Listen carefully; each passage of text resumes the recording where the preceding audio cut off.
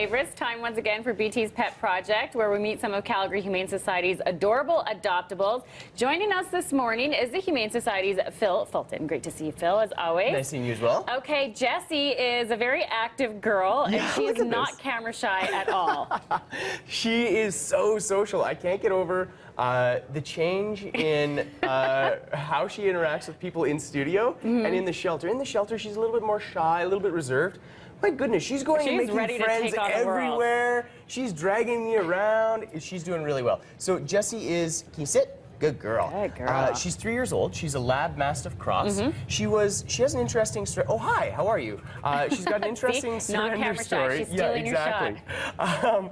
She was surrendered by a previous owner that we convinced to surrender. We noticed that there was some shall we say, heavy-handed training techniques. Got it. The Humane Society doesn't really support. Okay. And so what we're looking for her is a calm, quiet, gentle home, but she's a rock star and she is good to go. So somebody that is active as well. And my goodness, I've never seen a dog play fetch before like this dog can. Okay. And so she loves treats. She loves treats. We know that. She sought them out in your pocket. Yeah, absolutely. Yeah, she's stuck her nose right in there. Hey, can you show everybody how nicely you can sit and how polite you are and how well trained you are and how awesome you are? Jessie's looking for a home. She's very well behaved. Good girl. But you have been training with Jessie? Yeah, absolutely. Okay. And this is really important to see too, that even though she's really excitable, she's able to sit and just calmly hang out as well. Oh, what a happy dog, and probably looking for an active owner. Definitely. Yeah. She, like I said, she's a rock star when it comes to fetch, and so somebody that can provide her that physical outlet. Now, by the same token,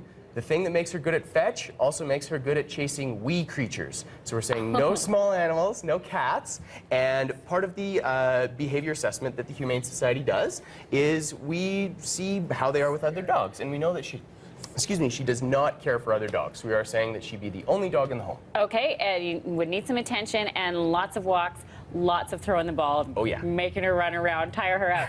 Okay, great. Jessie's going to sit for the whole segment. We'll see if that happens. You have some other pets who are looking for homes. Absolutely. Okay, it's a long weekend. Maybe that's something that's on your Easter menu. Definitely. Well, menu? No, I mean, Jill, what are you talking about? Itinerary. That's what I meant. Wrong choice of words. So these are two cockatiels. Cockatiels are one of the most common animals, birds anyways, that we'll get at the shelter. And these two are characters. They're bonded, so they have to go to a home together. Okay. And these are really, really cool birds to have.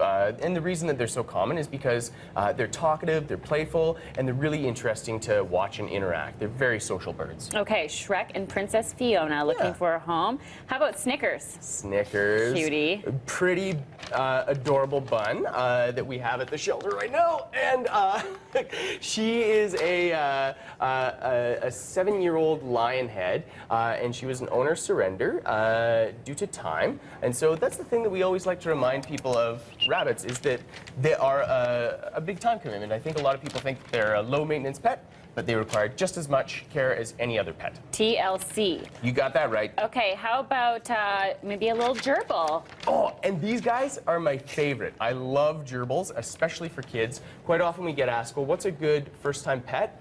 Gerbils are really good for kids. They're super interesting to watch. They develop really interesting social structures. They're active, as opposed to, say, a hamster, which is going to sleep a lot during the day. Clean, quiet. Yeah, you got that right. And as far as handling, they're a good pet to learn how to handle on. Maybe they're not the cuddly type, but kids can start to develop understanding of what it takes to get an animal to trust you. Awesome, a great starting point.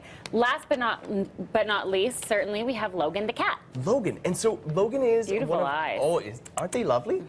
Jessie. She is one of our patient paw cats, so she has just a minimum donation fee of $50 for her adoption. And the reason is that she's been in the shelter for quite some time, and we really want to get her adopted out.